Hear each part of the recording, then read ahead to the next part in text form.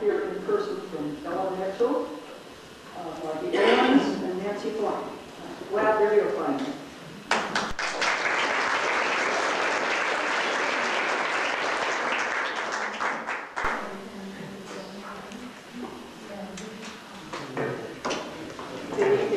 We're all pleased to see you here. We hope you'll enjoy our program, and it will include a lot of historical information, as well as how the Stagecoach Road, Grass Mountain Wagon Road, has affected a family that lives beside it to this day. Nancy is the newcomer of the group. She's only been here 42 years. And Marjorie and I were both born here in Yanko County and graduated from Yamville High School. So, Nancy has someone to introduce right off the bat, so here we go. We got a little bonus tonight. Ed Gertz wanted to tell us a little bit what he knows about the road. And so if you please come up. Ed Gertz lives, as he said, out in the New and Young area. Mary Nicker, one of your members here, group active, invited us to come tonight, and we're just happy to be here. I have a little anecdote to tell about the Grass Mountain Trail road. My grandparents came from East Prussia. This is on my father's side of the family, and of course they spoke German. Over there, they had a landed estate over there, and they farmed and raised grain, cattle, and truck farmed. And they used to hire 120 Polish peasants every year to come and stay on the farm and work the farm for them. And they had to feed all these men and had to bunk them up in bunkhouses. And they had a large manor house in which they lived. And of course my granddad, when he got up to be about 20 years of age, they put him to work on the farm too. And so he rode a horse all around the farm there and took care of some of the workmen. But the time came for him to be drafted into the German army. And so my great-grandmother, she says, no, you're not going to go into the German army. And she gave my granddad and his brother each a bag full of gold coins. And their farm was right close to the North Sea, and there was a port there that had ships that went over to Norway. And so they went over to this port, and they got on a ship and went to Norway. And then from Norway, they came to the United States, and they settled in Missouri, where there was a German settlement there. And that seemed to be kind of the trend. And all the Norwegians went up into Minnesota, and the Germans went into Missouri and Kansas, and some of the Irishmen, they all came to New York. But anyway, my granddad came there and he got himself a job and working on a farm. And he worked about 2 years there and saved his money, and he came out to Oregon. And he bought a farm down along the Columbia River about 2 miles east of the airport in Portland, where Columbia Country Club is now. And this is where he spent his life farming over here. And of course they started a family right away, and they had 3 boys and 3 girls. They all spoke German. They didn't speak English. They didn't have very much contact with people that spoke English because they were kind of isolated down there. But anyway, come time to educate these children. And so my granddad, he traveled over to Tillamook, where there was a German settlement over there, and they hired a German gal who had a normal school education, and she came over there to their farm and lived there right in the house with them. And they had school in the morning, and then everybody worked on the farm in the afternoon. Anyway, this lady living down there in Tillamook, during the holidays, she would go home. And she would go home at Thanksgiving time. She would go home at Christmas time and at Easter. And then in the summertime, she went home and spent the summer there.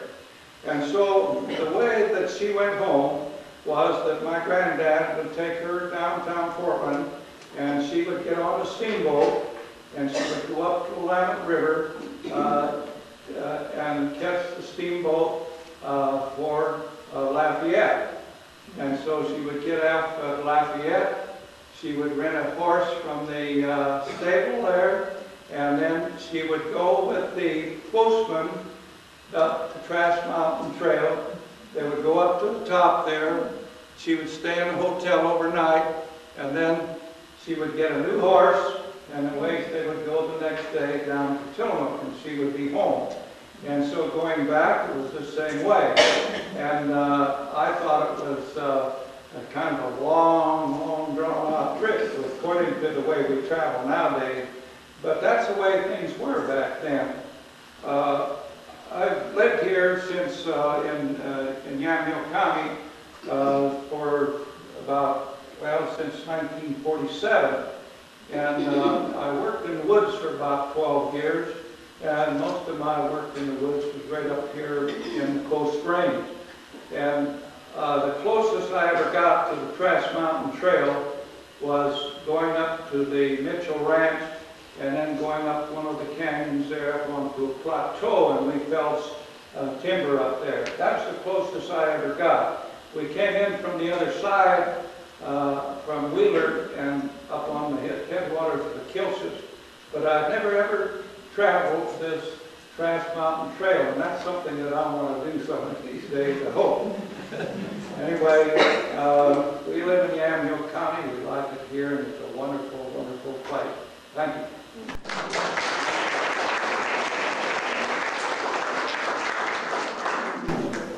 I'll give you a little background on the road, and then Marjorie's going to show some slides. I'm not used to mics. Can you hear okay? Am I doing okay? Closer. All right, closer? Okay, is that better? Okay. The Trask Toll Road was the first wagon road to connect the Willamette Valley with Tillamook.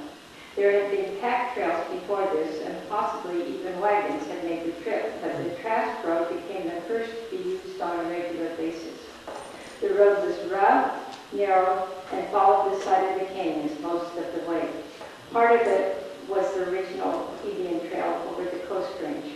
Because of the difficulty in crossing the Trask River, it was only crossed once. So that was a crucial bridge on the road to Tillamook City. You can still follow the road part of the way to Tillamook. Eleanor Mitchell and a group of friends rode over it on horseback in 1965. Anyway, yeah, we rode over on horseback in 1965. The incorporation papers call for a road from James Quick's residence on the Trask River to the nearest and best route to intersect the county road leading from Fairchild's Sawmill to Morse Valley and on to North Yamhill. Yamhill wasn't called Yamhill until 1907, and the reason it was called North is because it's the north fork of the Yamhill. That's why you have this South Yamhill Cemetery down here, so that's on the south fork. A lot of people wonder why we do it that way.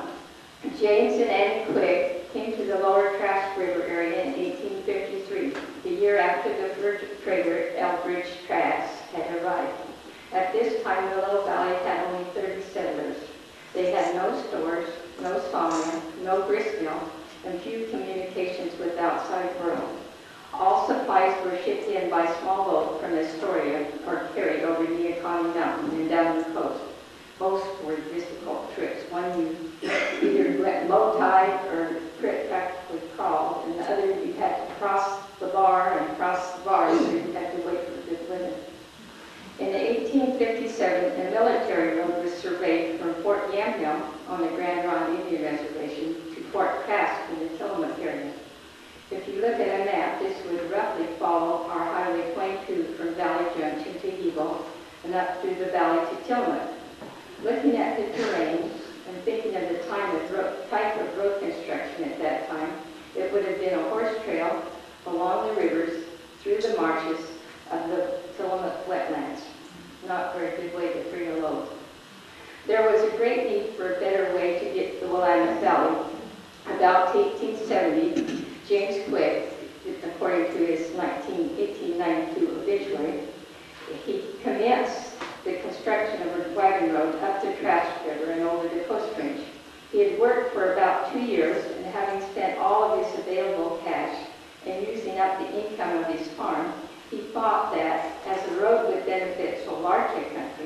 on the other side of the mountains. The legislature should help him finish it. In 1872, there was a bill passed granting the road $10,000 to be paid out of a special fund. Bonds were issued. The next thing was to market them. This was accomplished by selling bonds for 50 cents on the dollar. He left the contract for finishing the road to McCoy and Perkins, and I couldn't find out for sure which Perkins it was. I think the two fellows worked together quite a bit, and I think it was Perkins from up around Pike, because they were, do you know Bob? Who? But it's quite a popular family in that Yamhill area at that time. He let the contract for $5,000, which he had received from the bonds. The road was finished, and Mr. Quick found that he had about 25 miles of road to keep up and no funds for maintaining them. In 1871, a railroad line was completed from Thorton through Hillsboro and past North Yamhill to St. Joseph. At this time, a mail route was established connecting from North Yamhill to Tillamook. The first post office was on the south bank of the Trask River, 3 miles east of Tillamook City. James Quick was the first postmaster. This was only 30 years after the territorial constitution for Oregon, so it's hard to realize how much they accomplished in such a short time with so little access to materials and civilized things. The actual road from Yamhill to Fairdale is debatable. It's hard to find accurate early road maps, and to date, the early road improvements involved. I've looked at the maps, and boy, I'm glad I don't have to follow some of those early maps I've seen. Some of the roads moved when there was a washout or high water or a tree had fallen across the current trail. I imagine some of them even changed with property acquisition. Maybe somebody wouldn't want somebody going right through the middle of it.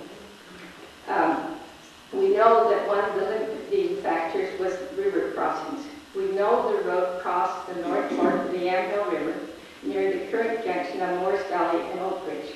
I think from there the road took the best current road route to Fairdale. In later days it followed Oak Ridge Road all the way to what we call the railroad grade. In earlier times it went through Morris Valley. The Articles of Incorporation mention Morris Valley and the Healy Hibbert donation land claim, which is where I live. Jacob Hahn built a sawmill on the Hibbert claim in 1846, so we know there was a road to the area.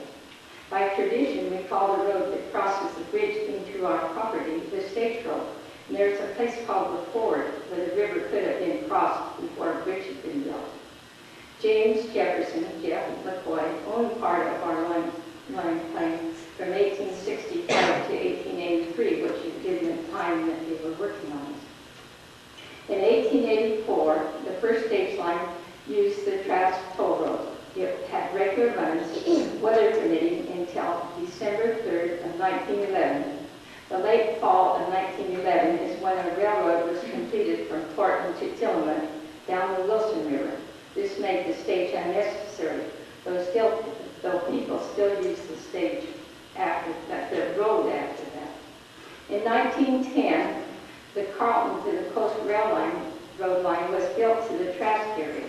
This ran out of funding before they got past Trask Gate, which was the second stop above Fairchild's Mill.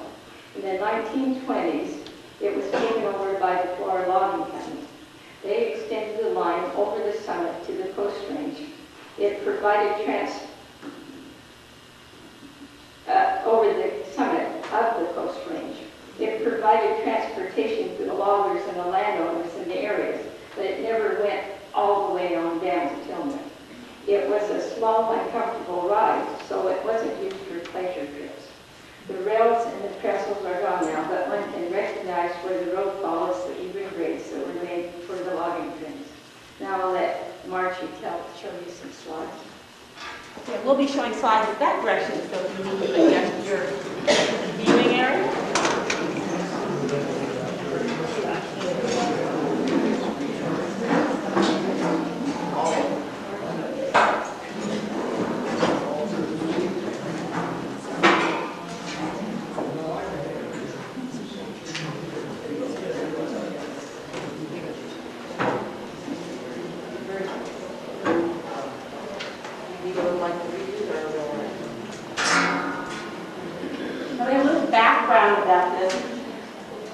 Now, of course, the railroad was very important, just to bring passengers, new people to the area, plus what the farmers needed, as far as getting their produce back and forth, things brought to the town, and things shipped out there. Yeah. We'll get these going. And the railroad itself is a story, because like everything that involves government, money, and politics doesn't always work out. So Joe Gaston, that town of Gaston named after, was the first person that built the railroad coming out of Thorton toward the valley. Well, he gave his company a name, but he didn't file it correctly. So Ben Holiday entered the picture and found out this, so he also named his company the same thing. So who do you give the money to, and who does the government give the money to? So they have this contest, who could build the first 20 miles of track would be the winner and get the contract. Well, just say politics. Ben Holiday won. He bribed the judge, he bribed Joe Gaston's lawyer, and things. So he won, but he did build the railroad that ended up going to California. So we did have the railroad coming to town. And like I say, it was very important for everybody, the travel and the people. Now, if you're coming on this and going to go on the stagecoach on or Tillamook, of course, like Nancy said, it went through all these little towns, stopped, pick up passengers, and of course the mail was the main thing that was so important to Ant Hill. Now, if you're going to go on that, to get over to Tillamook, you took the Tillamook Express from Portland, left the American Exchange Building at 5 a.m. every Tuesday, and you could be in Tillamook by Wednesday evening. And if you were coming back, you had the nerve to come back on the house coach, you would leave Tillamook on Friday and be back in Portland by Sunday. Now, the stage left Ant Hill promptly at 4 a.m. and 4 p.m. every day except Sunday. And if you were going on the evening one, don't think you're leaving just about dark, you would stay at the Mountain House, which is one of them that we will talk about in a bit. Now, this depot is the one that was at Ant Hill, out in the area where Schreiber's cherry processing plant is out east of town, which is going toward Newburgh from Ant Hill. In the area at the time of the railroad, there were some activities out there too. There was a grist mill that was owned by Thomas Perry. There were some warehouses, a store and a tavern that was owned by Mr. Larkin. And in 1885, most of those things burned.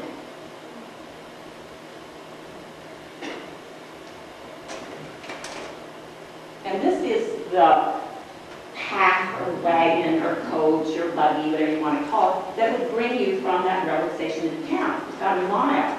Because they didn't always build the railroads right in town. So you'd have to come from the railroad station into town. And it's parked in front of the Hotel Royal. And on your way into town, it's quite a bit to pass. This is the superhighway coming from the railroad station into town. And you can see it is nice and wide though. Sidewalks on both sides.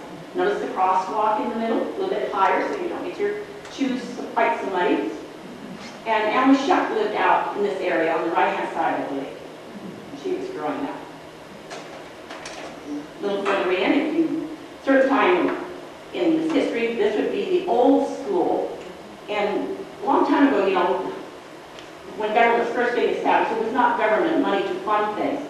So there was no government money for the school. So the people of Ant Hill just gathered up their own money and their own supplies and everything and built their first school. And they used this for quite a few years until 1980. The North Ant Hill Education Company, be their school district, bought it. And then they used this for quite a few years until they built this one that most of us know. How many of you graduated from this grade school or high school? I did too. And Twyla even taught here. Twyla was my teacher in the room on the left-hand side down the bottom. She was young and I was old. Third and fourth grade. That was the fourth grade. Third and fourth grade on that lower left. And with this school, when they built it, they didn't finish it all at once. So as the grade school was on the bottom, so when the 8th graders went on into high school, they finished a room upstairs. When they became 10th graders, they finished another room, and then another room until they had the upstairs finished. And when I went to school here, they didn't have all the elaborate things on the outside. But this building was there until 1950 when they built the existing school. There was also a private school that was kind of like a college or finishing school. It was out in the area where Harry Smith's home was at. Now, if you were one of the elite ones who's going to stay at the Hotel Royal, this was the best hotel outside of Thorton. There were two other hotels in town, the Morris Hotel and the Exchange Hotel. And I'm not sure of the location of those two. This one was across from, I guess you say, the Pizza Parlor or Frank's Tavern, in that area. In the basement, there was a tavern and storage area. On the next floor was the kitchen and the dining room and a small jewelry store and the waiting room. And the top two floors were for the guests. And this was built in 1903. It was finally demolished in 1938. And Harry Burns was lived here toward the end of time, after they didn't have a stagecoach line, and not many people stayed in Yam Hill after that. And so they finally demolished it and kind of turned it into a rooming house. Well, Harry Burns lived here in 1936, the same time as the people that became my in-laws lived there. My brother-in-law was even born in this hotel. And so it was like kind of a rooming house at that time. This is North Yam Hill. And a little bit of background about North Yam Hill, because if you're traveling through this, you kind of know the town and what's there. And during this time period we're talking about, 1870 to 1911. So in 1851, there was a house in this community that was the post office. They just drop mail off and then take it on and drop it someplace else. In 1860, they moved the post office from Pike. Remember, Pike was the going town at that time. So they moved the post office into Yam Hill. In 1870, there were 5,000 people that were living in Yam Hill County. In 1870, that's when the railroad came. In 1890, the population had doubled in the county. In 1891, they weren't even incorporated as a city until that year, 1891. There was lots of business and everything else going on in town. But that's when they actually signed the charter and became an official town. And one thing they said they had to do was for people to build wooden sidewalks. In 1892, they had street lights. They were coal oil lamps. And Lee Laughlin's nephew was the one that went around every night for 20 cents a day. He would light the lights, and then he'd go back a few hours later and put them out. And soon he must have built them also. In 1902, there were electric lights in this town. First one in the county, or a small community having electric lights. And it was powered from the grist mill that was out west of town. In 1902, they also got rural mail delivery. First small town in the county to have rural delivery. Went from the Hillside School, which was out Morris Valley Road, across to the Fairdale, which was one of the stops on this Trask Mountain Trail Road, the mail route. In 1906, they had rural phone lines and a phone line that went clear up the Trask mail route. In 1907, they passed one of the most important laws. They dropped the name North, so it just became Yam Hill. Also, they deemed it a very important law that no cows could graze loose in the town. Before they didn't have a law that only milking cows could graze. But no more. No cows could graze inside the city limits. And on the left, on the right-hand side, probably one of the most famous landmarks in Yam Hill, the D&E store. It was just Collinger's store in the time that we're talking about. You see the Hotel Royal on the left-hand side. Norris Perkins' house was on the near left-hand side. He was the one that was the first banker. And he was the one with the grist mill. This store that's on the right-hand side that we know is the T&E store, Lee Laughlin built that house. That building. There was also one upstairs in it they called Lee's Hall, and they used to have dances and town meetings in there. During this time period, in North Yam Hill, there were 3 hotels, 3 stores, shoe store, bank, meat market, barber shop, 2 drugstores, jewelry store, what's the post office, 2 harness shops, blacksmith shop, watch repair, dressmaker, 2 hardware stores, 2 furniture stores, a wagon maker, 2 saloons, a church, quite a few churches, 2 fraternal buildings, and there's no mention of any place to eat except at the Hotel Royal. So I don't know if there were any restaurants or not. Couldn't find just any place. Just another view. And again, you can see how the streets are with the sidewalks and the crosswalks. This is one of the livery stables. There were 3 different ones in town, and I'm not sure which one furnished the, took care of the horses and the stagecoaches. But one of them that John Williams owned, and John Williams is the one that owned, one that had the wagon that is now in the Tillamook Museum. And John Williams was the person that would rent you a horse, a buggy, a wagon, whatever you wanted to go over the trail or any place else that you wanted to, kind of like our story of the school teacher. And he would rent those horses to you, or if you didn't want to go by yourself, he would drive you to wherever you wanted to go. If the weather was bad, you couldn't get through on the Trask Road, he could take you clear around by Sheridan and Hebo and take you around that way to get to Tillamook. Of course, you could also rent horses on the other at Tillamook side if you want to do that. Another picture in front of the Trollinger store. This is a picture that Dale and Hops kind of assumed that maybe they were going to the railroad. There were quite a few hop patches, whatever you want to call them, fields around the Yan's apartment area.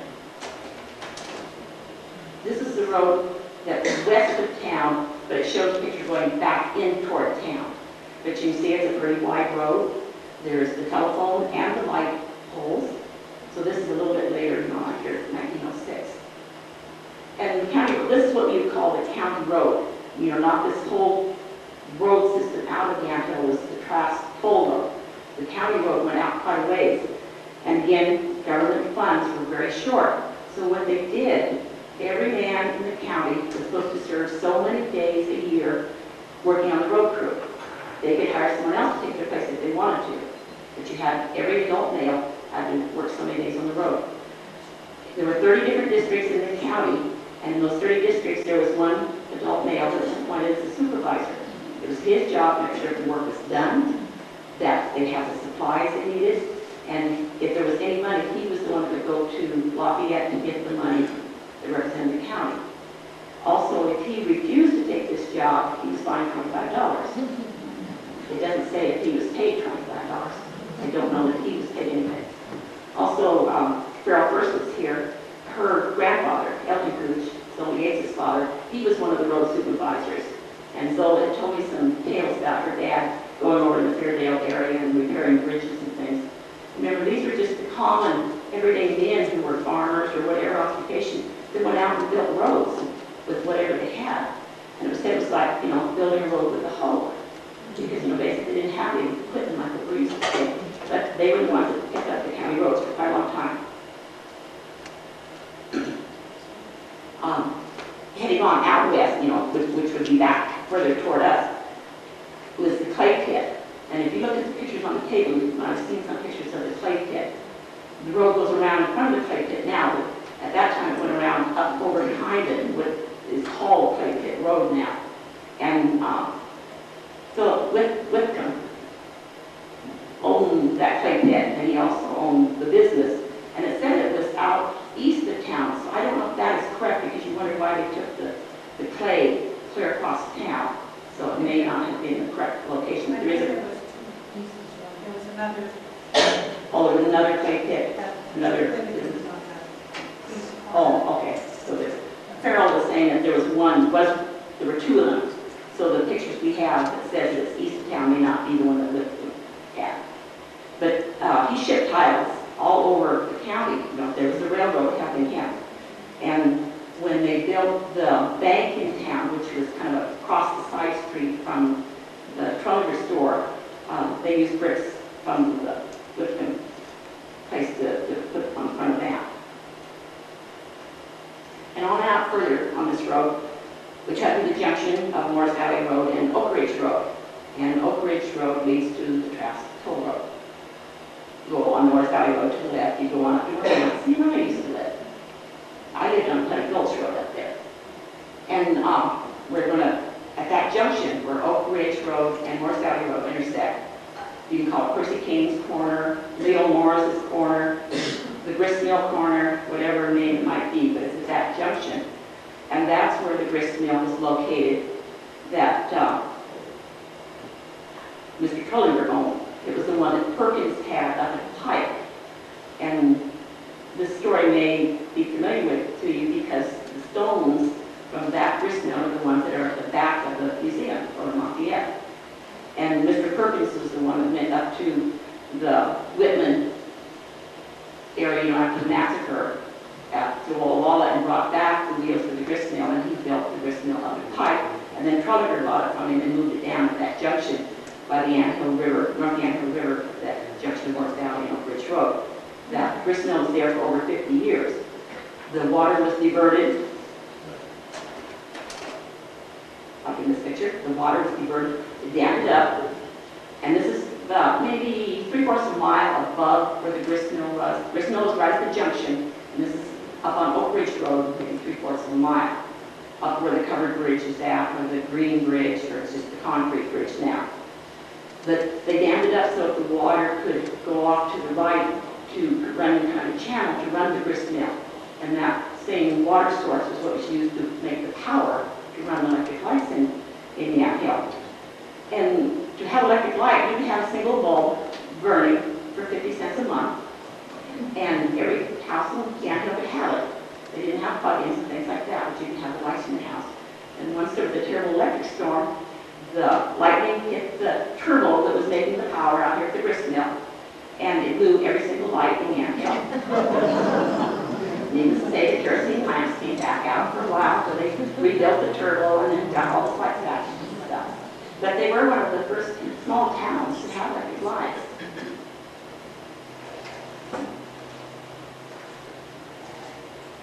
Also, in this area, there was a little community called Mullinsville. Mullinsville. You know, the mullein flower, that kind of fuzzy, gray-looking flower. Well, the people that built and maintained the grist mill lived in that area. And Trollinger had his house up on the bluff, kind of where the Leo Morris area is. But the people lived there in this little community that worked at the mill and the grist mill, worked on the dam part. They said that there's a lot of Chinese people that worked in that area, and they also even helped build the bridge. I don't know if that's true, but maybe it was all volunteer labor to do the county work. I remember we're almost to the toll road part. We're going to stop going on the hard part. So if you're on that wagon, it's been pretty easy coming out so far. The road wasn't too bad. Driver's probably talking to you and things, but pretty soon it's going to start getting steeper. So 1870 was when the mail came on the train from Portland to Yamhill. They took it by horseback or pack animals over to Tillamook. 1884 was when they started the stagecoach line. And it all ended in 1900.